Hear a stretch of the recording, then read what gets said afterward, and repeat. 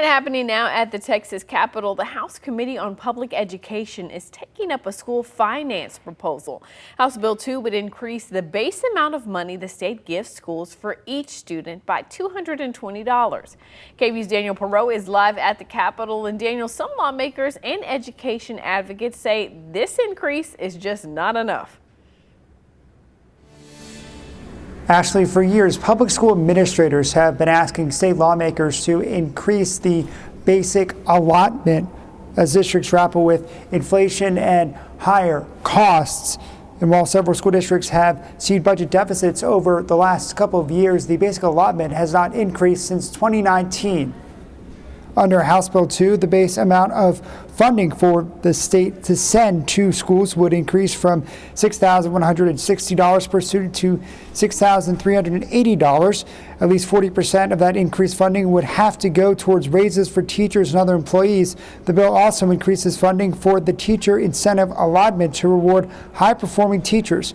Education advocates say to fully account for inflation, schools actually need an additional $1,300 to the basic allotment.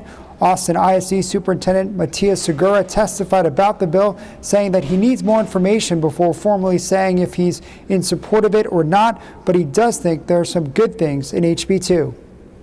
Anytime we can close the gap between, what our expenses are and how we're getting funding, it's a big deal. Now, this bill does allocate a significant investment, and we're grateful for that. There is a little bit further to go, but we do believe it's a good first step for sure. But I might have to wait till the chairman.